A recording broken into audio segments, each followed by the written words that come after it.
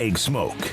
Roger Wallace on a tight schedule, but we do appreciate his time. Raj, the color analyst for University of Texas Football Radio, and also does quite a bit women's basketball and more. And he's a TV anchor in Austin at KXAN. Roger, thank you very much.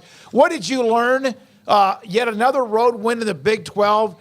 That was dicey at halftime, but then they turned on the afterburners. Is the grit of this Texas football team?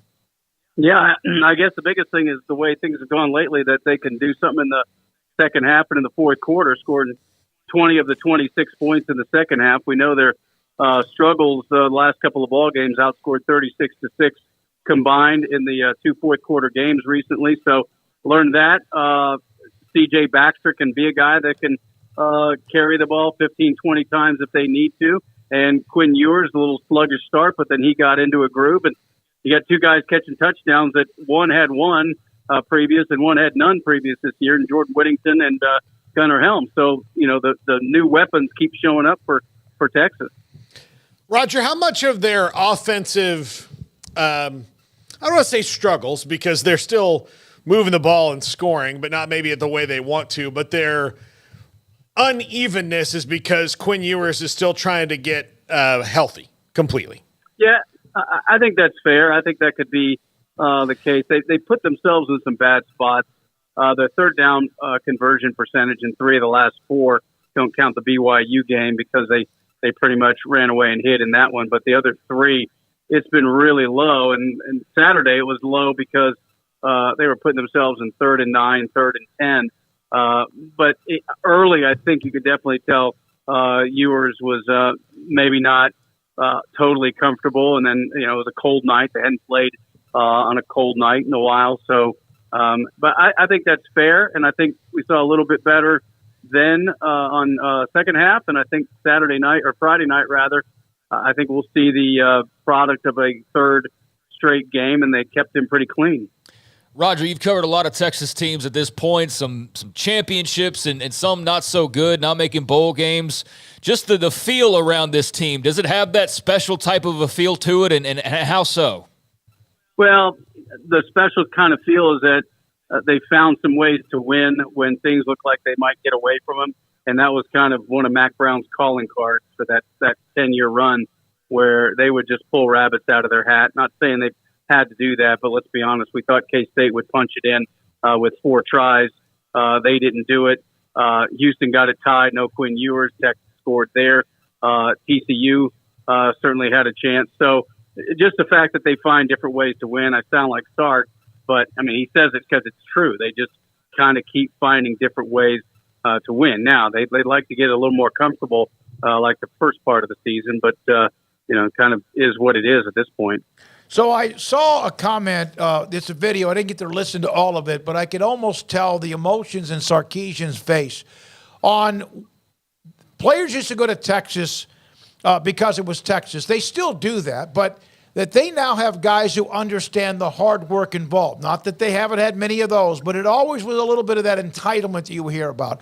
Why and how is this team different in many ways of what you said, pulling things out of their hat or finding ways to win, and the culture, you hear that word sometimes overrated inside the football office? Yeah, and I think part of that is that, this program's been humbled a little bit over the years. So, say what you want about entitled, about having, as the Iowa State offensive lineman say, having all the nice things and things like that. But when you get humbled, I think maybe you get a little edge. And take a guy, and I know you can appreciate this, David, your vast high school knowledge. Take a guy like Jordan Whittington and just everything this guy's been through and what he kind of personifies now as a player as opposed to when he came in from Cuero and he was going to be, the next Mr. Everything. And then his role has kind of changed over the years. His love of football was lost, and then he got it back. You get guys like that, and then I think you have kind of that edgy team that maybe a K-State or an Iowa State or those kind of programs proclaim they have, and Texas never gets put in that category because it's just assumed that they go get who they want and they're the best players, and if they don't win, it's just bad coaching. So I think that's part of it, some scar tissue and some guys that have realized that, they have to do what it takes, and it might be catching 50 balls a year. I mean, Jordan Whittington has 2 touchdowns in 2 seasons. Last year, against Iowa State, and coincidentally this year against Iowa State. Roger, I'm going to give you a Sophie's choice here. You can either eat for 30 days straight your least favorite food, 3 meals a day for a month. That's the only thing you can have, whatever your least favorite food is. Or one time, as a running back, through the hole, have to take on T'Vondre Sweat one-on-one. What would you rather do? I guess the one-time pain, I might be able to bounce back in a few days than the 30 days of knowing what's coming every day for 30 days. He's a pretty good dude, too. He might take it easy. I mean, I don't know if you saw the video afterwards, but he and Hufford had some pretty civil words and a kind of a pat on the side. And if you say Byron Murphy, I might rescind that deal. I might go with the bad food. That dude, I think, might punish me a little bit more than Sweat. I think he'd go easy on me. I said this earlier, Roger, and I know that this might just be way out there, but the players of the year, the MVPs or whatever, MVP in a conference, is a quarterback, a running back, or somebody dynamic who could do everything. Do you think it's legitimate that T'Vondre Sweat might be the most valuable player in all of the Big 12 in football? I mean, that's a great point, and I saw some stuff about it after Iowa State. He's so disruptive, and he kind of changes everything. And then he has something that Sark talked about and jumped out as me. We may have talked about this before, but he has a lot of tackles for a guy that you would think is just kind of a plugger and eats up blocks. And he has a lot of tackles for losses. He gets to the quarterback. Certainly, what he did in the K-State game, but it's just not realistic. And I would have said Jonathan Brooks would have a great chance before he went down at Offensive Player of the Year. I don't think that's realistic anymore, but I think if you put the coaches in a room by themselves, say a guy like Sweat certainly could be this year the most valuable player in the league.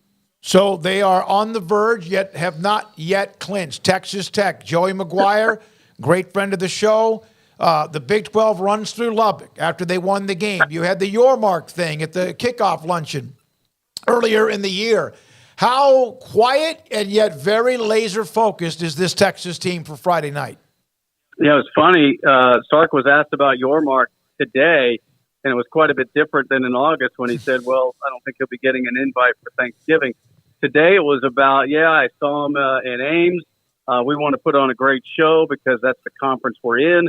These kids, all they want to do is come play for Texas. What conference they're in, they had nothing to do with. So everybody remembers it, but it's a lot more watered down. And nothing about Big 12 runs through Lubbock comments. But, and he didn't bring up last year and what happened out there. He brought up 2 years ago at Iowa State what happened there. Yep. But, today was interesting, guys. It was a very reflective Steve Sarkisian. He was really fired up after the game with all the chirping that went on. But today I think it was, reflecting and trying to get this team refocused one more time on a short week. But none of it came up, but the fans, I'm sure, still remember that well. And it is a fascinating script that it's come down to this, where Your Mark said it, who he said it to, and then you fast forward and, again, all the metrics we're not sure, but if Texas wins, obviously they're in. It would be quite a full circle event from, I guess, August 23rd. So if Taj Brooks would not be a factor like most running backs have not been a factor against Texas, do you expect maybe the full old school Zach Kitley throw offense to try to take advantage of the secondary? Well, that's what they turned Iowa State into, and Iowa State doesn't have the running back of Taj Brooks, but I could certainly see it. And they've got the big receivers. Bradley was a problem for Texas last year, so I think they're better equipped to do that.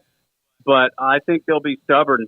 As long as this game, if it gets away, obviously that changes anything. But I think they think that they can get enough big plays out of that running game that 2 touchdown deficit is not too much until obviously the clock becomes an issue. But I think they'll stick with that run game. But yeah, Texas has been really good against the run, and Iowa State ran for 9 yards at home. So we'll see what they have in store. I'm sure they'll try to hit them with some big stuff. That's been a soft spot sometimes for Texas, those corners. All right, go get your luggage packed for that trip you have.